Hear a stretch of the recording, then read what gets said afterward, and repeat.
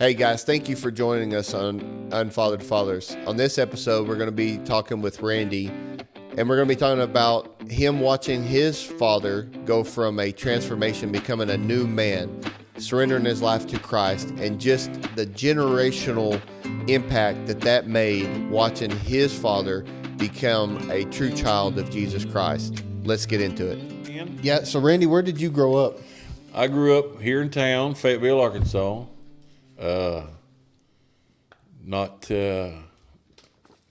We had a farm out towards Wesley, between Wesley and Hinesville, and but I was born here in Fayetteville, and the grandparents had a farm out there, 40 acres, and we were out there all the time. You know, once I got old enough, whatever, we were out there because I was born in '63, and we kept the farm till about '78. So where'd you go to high school? You went to high school at Fayetteville? I was.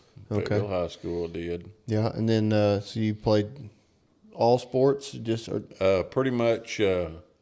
Well, basketball, I was good for 5 fouls and 5 points, so I didn't last long. But yeah, played football. You know, back then they didn't have what they called Kiwanis in the boys' club. We started football in 7th grade at Raymond Junior High, so I played the 3 years there, and then 3 years at high school. And I did play 1 season at the University of Arkansas, Monticello. Okay. So tell me a little bit about your parents. Where did they grow up? Where did they meet? Okay.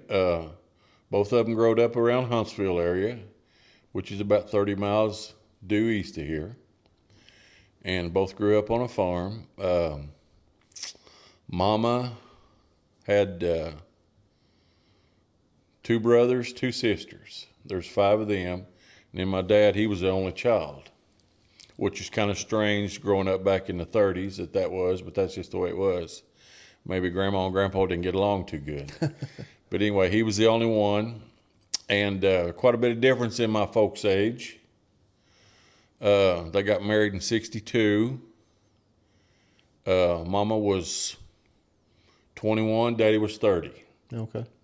So he was quite a bit older, and anyway, he lived that bachelor life for all he could get out of it, and finally decided, I guess enough was enough, and it's time to settle down. So are you the oldest? I am. I'm the oldest of 3. So it's you and Jeff and then your sister? My brother is 17 months younger than me, which is real close. Poor mother. Yeah. 2 boys, you know, real close to that age. Then baby sister is 8 years younger than me. Okay. Yeah. So what was home life like when you was a kid? You know, it was good. We never wanted for anything. There's a lot of things. Well, there's a lot of things we wanted. Let me rephrase that. But we never needed for anything. You know, we always had whatever we wanted.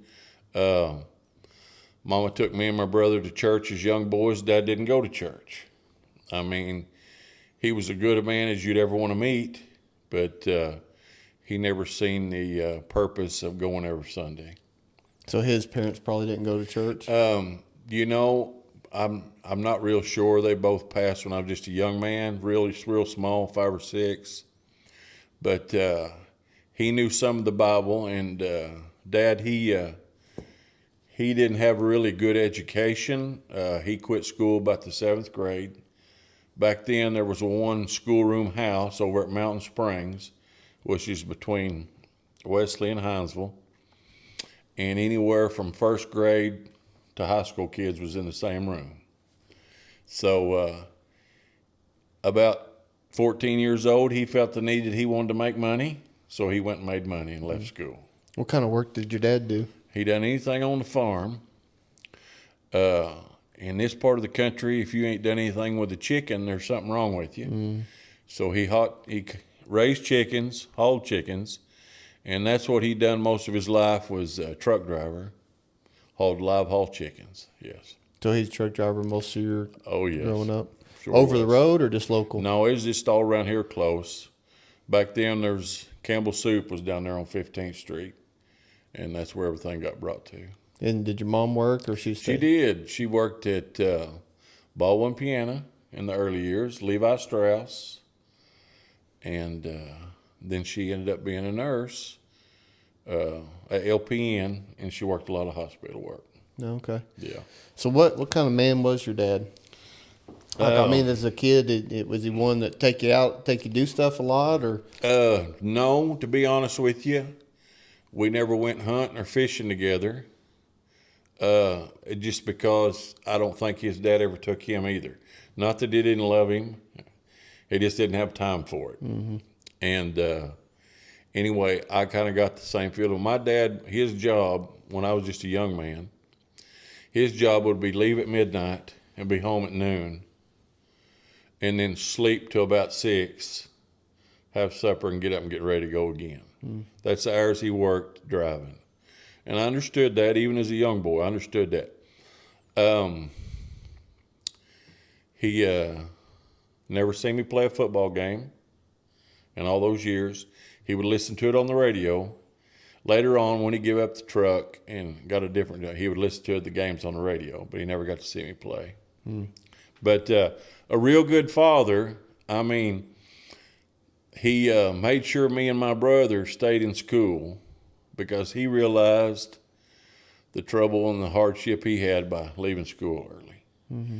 And he would just see to make sure we had everything we needed, and that took away from maybe, one-on-one time, stuff like that. Yeah. But I never give it a second thought. Yeah. Didn't bother you? No, it never did. So growing up, you and Jeff, who kind of kept you on line, your dad or your mama? Mama did. Mama? Yeah, pretty much mama. Yeah. Yeah. Yeah, so talk about your mom a little bit.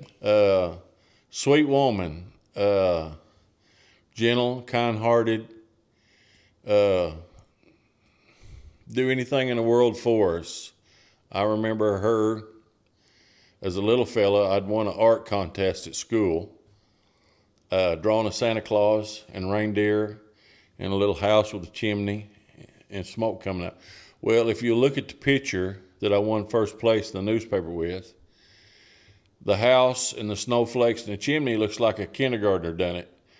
But the sleigh and the reindeer and Santa Claus looked like somebody grown up done it, which she did. And anyhow, I got first place just the same.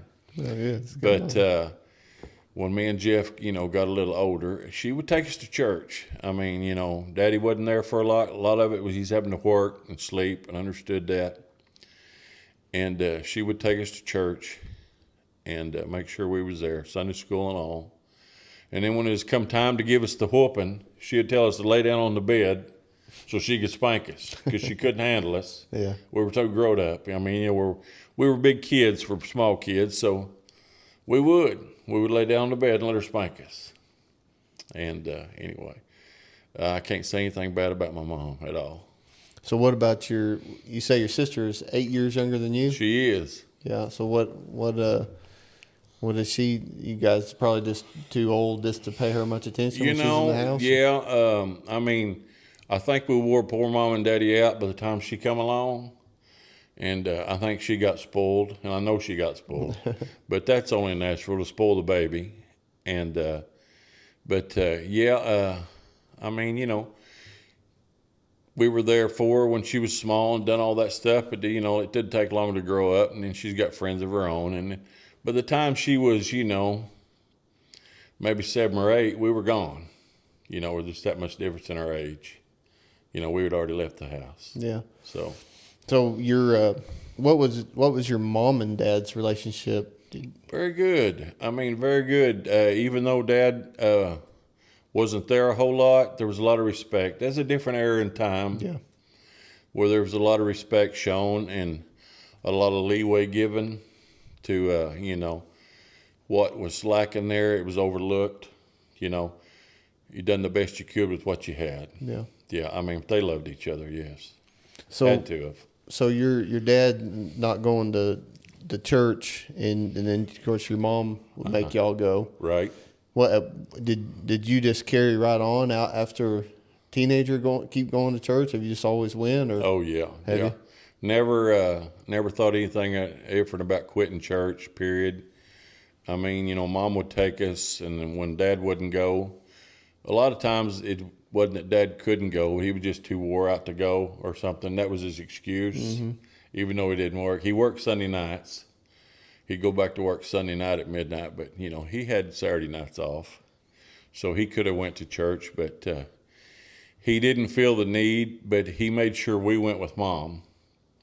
And I look back at that, and, in his capacity, he knowed it was the right thing to do, and he made sure we did it. Yeah. But far as a lead example for church, he wasn't one there for a while. Yeah. Yeah. Yeah. But he wasn't against you guys going. Oh, no. He didn't. There were never no arguments on Sunday morning or anything. They were just, we got up and went to church, and, he stayed there to house. So and we kind of talked about this at the last men's camp out, but you tell me what was the biggest thing that stood out about your dad? Okay. Well, I don't know really what happened, but something did. It had to be God. Okay. Brother and Sister Curtis was holding a revival at the church before they were ever pastors there. On a little church over on 15th, or a little church over there on 62. Okay. And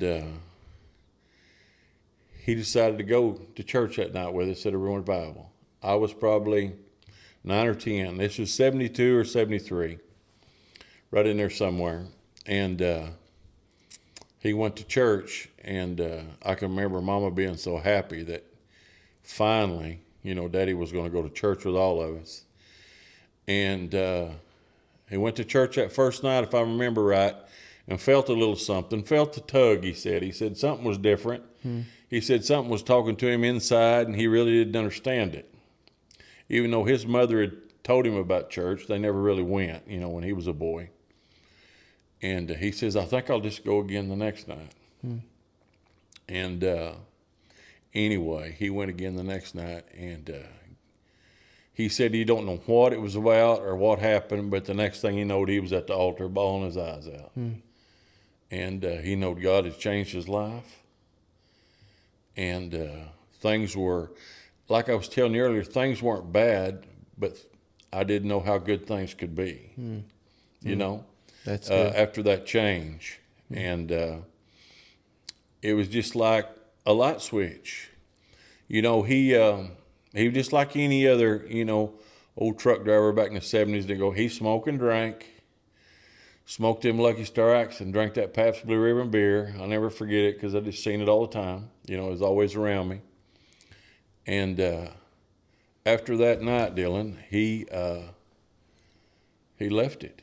He dropped it. Just cold turkey, huh? I never, I'd have been around some of my uncles, and they were rough, some of my mom's brothers, and they would try and this and that. But if he ever struggled with it or anything, I never seen it after that night. He just dropped it. It was over. After 30 years of doing it, constantly. I mean, he wasn't a mean drunk, don't get me wrong. He didn't beat on us or take it out on Mom or anything like that. But he did it. And I can remember going to the drive-ins when I was a boy, and he would buy him a case of beer, and he'd buy me and my brother Jeff a 6-pack of 7-Up, and he would say, boys, don't drink all that because I'll need that when I get sick after a while, and I'll need that 7-Up to ease my stomach. And I said, okay, Pop, that'd be fine. But, after that, it was a complete change. It really was. Randy, you said something that's pretty profound, because I think that the whole purpose of this, I think you just nailed it, like hit the nail on the head, but didn't know how good it was, right? Or how you didn't know how good it could be, yes, until it was. Like I was telling you, I mean, we didn't think we had it bad. Yeah, we didn't think we were any different from any other kid, but when the change happened, had no idea it could be that good. Yeah. Yeah. Yeah, that's the hope, the having these, that some of these guys that are out there trying to do it right, but they never seen it as good as it could have been. The only reason I say that, because I lived it. I was under the same roof, and I mean, the faith the man had after he gave his heart to God, was unreal. I'd never seen, you read the Bible, the faith that Moses had and all those, unreal faith. But, I just hear that. But to witness it, firsthand, the man wouldn't even go to the doctor, okay? I can remember just a boy, after he got saved, probably a year or so. I was probably about 10 or 11 now, and he had bleeding ulcers. He was coughing up blood. I don't want to make this sound gross or anything, but I lived it. I was sitting there watching it. Yeah. I said, Mama says, we got to get you to the hospital. He says, no. He says, call Brother Bohannon, call Sister Shelton, call Brother Curtis. Get them over here and pray for me. Wow.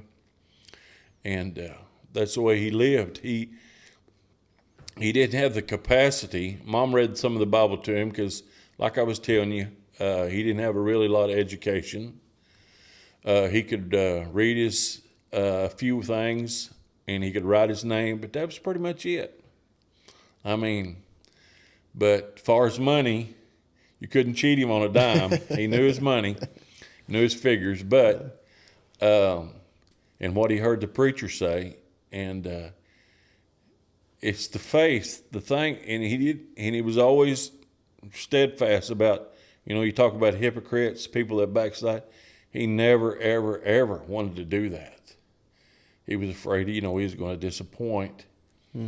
But the faith the man had, and I was telling it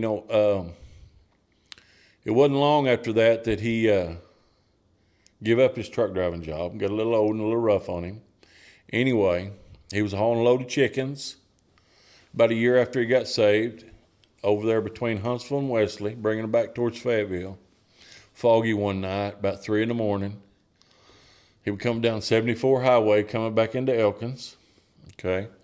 We come around the corner, and it was so foggy that from here, just a few feet away, he seen 4 headlights coming right at him. Somebody was passing somebody on the road. And he said the first thing out of his mouth was, "Oh, Lord, help me." And he said the next thing he knew, that chicken truck was laying over on its side. He had that thing hung in gear and his foot halfway on the clutch. Chicken scattered all over the highway. He says, but not a thing was hurt. And he don't know how, other than the angels picked that truck up and set it over here. Because they were on him just like that. Yeah. With it being foggy. And he said if it had been a year earlier, there's no telling what he would have said. Yeah. Something not nice. Yeah. But this is honest truth. I go that way to mow out there, and out there, and every time I go by that road, I say, "Thank you, Jesus." Yeah. Anyway, just little things like that stuck with me. When I was very, very, very, I don't know, what's the word you'd call it? Still getting molded as a young man. Ornery. Yeah. And things like that I still don't think I have the faith my dad has. But, I had a real good book to look at. Yeah. And anyway, but, after that, he gave up the truck. And me and Jeff were still at home. We were getting a little older, eating a lot more. And, of course, we're pretty husky boys, me and my brother. And anyway, he went to work up here at the University of Arkansas as a janitor. And Mom helped him out with the application and all that good stuff, that he could write. And they hired him. And then it wasn't long after that he took a second job and worked at Ramey Junior High during the day from 7 to 3. And then he would go to work at the university from 5 to midnight. Just to get us through school, just to help us get out the door, because that was probably the last 5 years we were at home, and of course me and my brother both, moved out at 17, 18, and anyway, he worked 2 jobs, And we didn't hardly see him, but we understood. We needed an extra $20. We knew where to go find him. We could find him up there at the graduate education building at the university. With your dad only being in 7th grade, it just proves that God don't need somebody to try to get it all figured out. That's it. He just needs a willing heart, and I love that simple faith. Simple faith most of the time is the most strong, because the Bible says if we come as faith like a child, and it sounds like that's exactly what your dad had. If he heard it, that's what he was going to believe. Like I was telling you, what he knew of the Bible, he heard from the preacher, pretty much, because he couldn't read a lot of it. But he took it in, and to me, it just got down so deep inside of him that, when something would come up, that's what would happen. That would come out. And, I kid a lot. Sister Curtis knows about this a lot, but, after that, I was still home for about 5-6 years. I was probably, like I said, 12, right in there somewhere when it all took hands after, a few years. But, my dad would get vacations up there at the university and up there at the Ramey Junior High there, at the other school that he worked at for entering in. Every vacation, he would hold his vacation until revival happened. Okay? You don't have revivals like you used to, but back in the day, you had revivals every couple months. Yeah. You did. And I used to kid a lot of people. I'd say the only place me and my brother ever went on vacation was church. That was it. Because Dad would hold his time to go to church to get his time off. And that speaks a lot for the love of God that your dad had. Just an unreal change. And, it's something I really can't put my finger on. But being that I lived it and grew up with it, I know what happened. And nobody ever be able to tell me different. Yeah. So now that you are a dad and got your own family, right? But do you feel like you carrying on what your dad taught you? And I do spend a lot more time. I never ever brought that up to my dad, that he didn't spend a lot of time with us, because I knew exactly what he was doing and what he had to do. Yeah. Okay. The job he had, the hours he worked, it never. Don't get me wrong. We kid around, done stuff, this and that, but very seldom. When we got older and he got to the other one, he'd help me work on the truck or whatever, my first pickup. And, but yeah, I do spend a lot more time with mine now. Just not that I feel neglected when I was growing up, but just, it seems like nowadays, back then, even when we were growing up in the 70s, late 60s, early 70s, and Mama told you this and that or whatever, you knew it, and you pretty much run for it, or run from it. And I think some kind of kids today, they're apt to maybe test it this way or the other, maybe more peer pressure.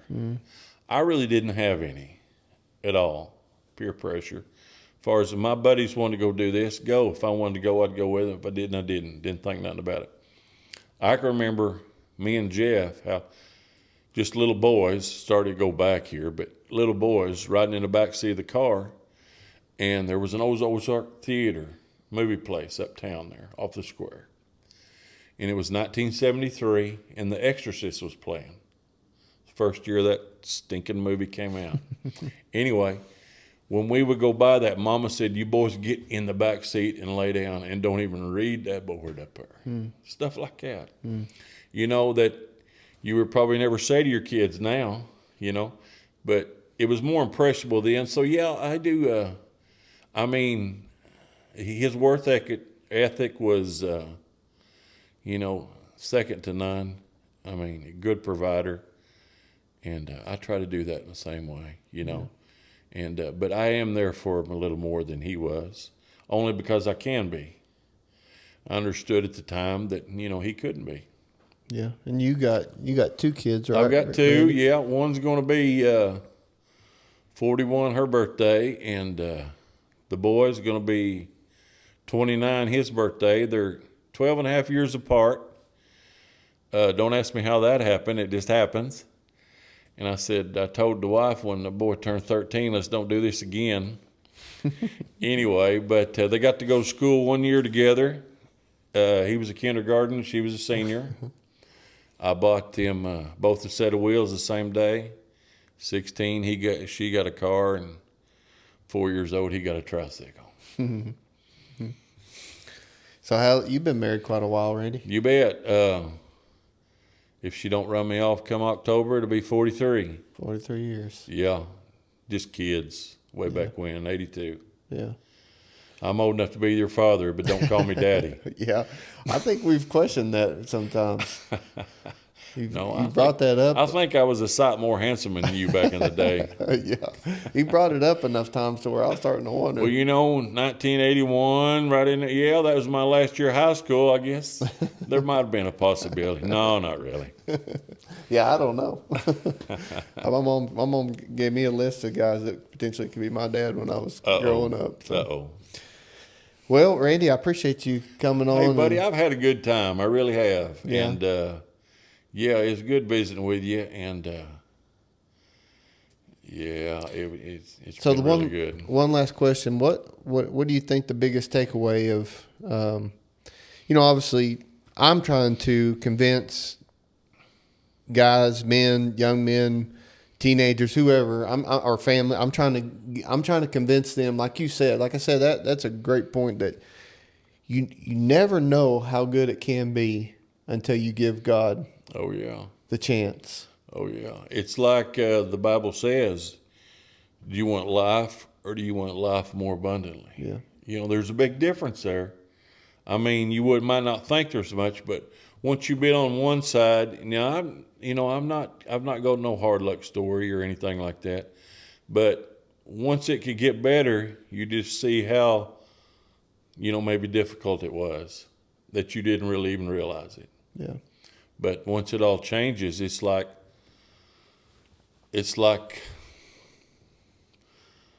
a flower of light in a field of darkness. Yeah. It's just like you're going to see it. Yeah. No matter how dark it is. Yeah. Well, Randy, I appreciate you sharing. You bet you, buddy. It's good to be here. You've done a good job. Done a great job. Yeah, I bet you say that. He was a little nervous. I had to rough him up a little bit. That's okay. It happens. Yeah. I've protected him most of his life. Yeah, you have. All right, Randy. So tell me about how you even got to driving the church bus.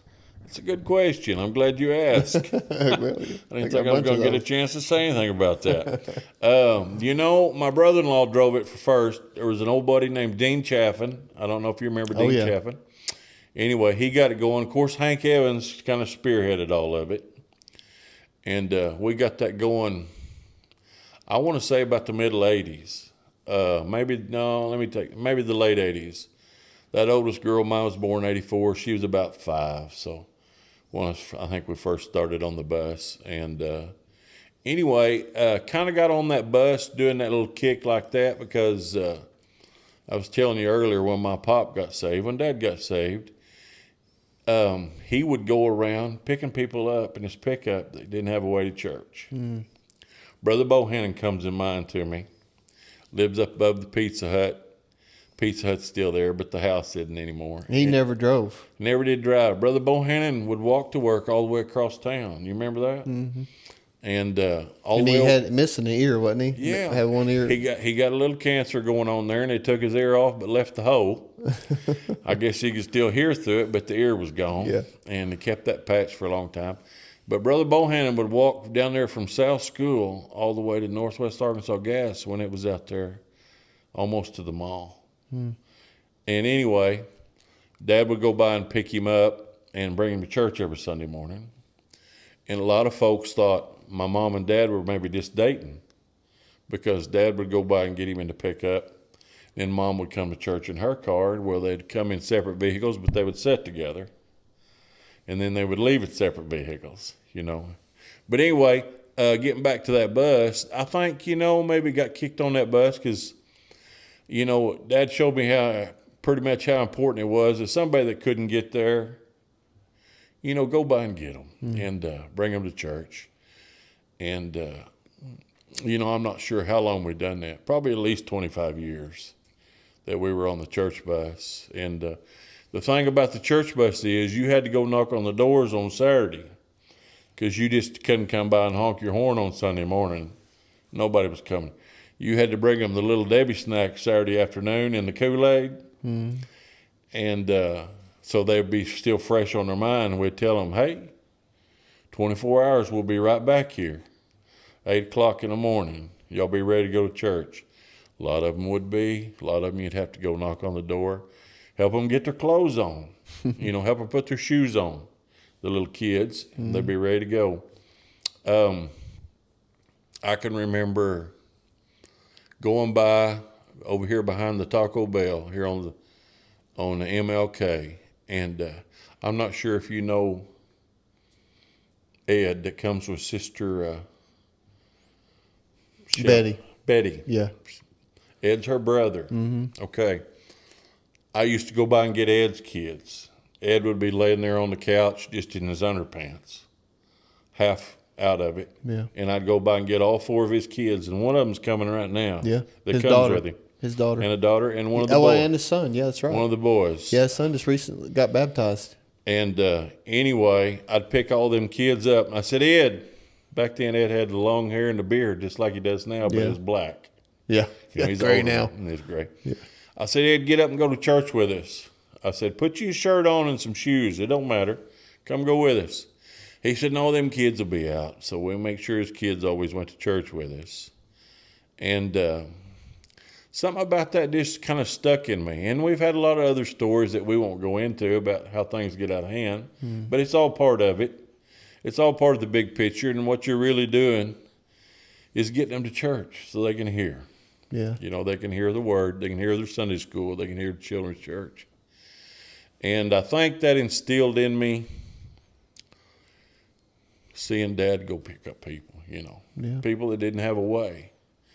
And I really enjoyed it. There's actually families that are at our church today with their kids that come on first started coming on the bus. And it's a great ministry. Yeah, it really is, and it never quits. I mean, what you sow, is going to be put up somewhere. Yeah.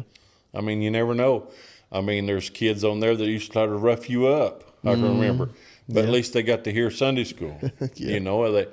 They'll never forget that. I mean, they may not use it, but it'll still be in there. Somewhere they can reach back and get it. Sure. And I enjoyed the far out of it. Always did. Yeah. Yeah. Probably the biggest battle was keeping those buses running. We always had buses, but it seemed like we didn't ever really have the there were nicest ones. A lot of good people at church that'd come up and say, "Hey, Brother Randy, put this in the gas tank. I hear tell your truck's down there, or the bus is down there getting something done to it. Here, put this on the bill." Just great people, that already passed and got their reward. And but yeah, I didn't regret that a bit, and I would think we probably done that until about, I don't know. It's probably been 15 years ago that I finally got away from it, And but for about 25 years, I enjoyed the fire out of it. Yeah. Yeah, I really did. Yeah. Always go back to it. Oh yeah. You still got your pastor's endorsement? No, not anymore.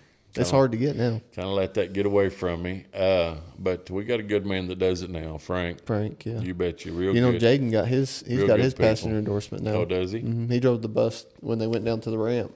Good. He drove a busload of kids down there. Good for him. Yeah, the next generation moving up. I like it. Yeah. That's the only way it keeps going. Hey guys, thanks for joining us on Unfathered Fathers. We hope that you take from this episode the value of being a father or a husband, serving the Lord Jesus Christ, the impact that he makes not only on yourself, but also the people that are closest to you.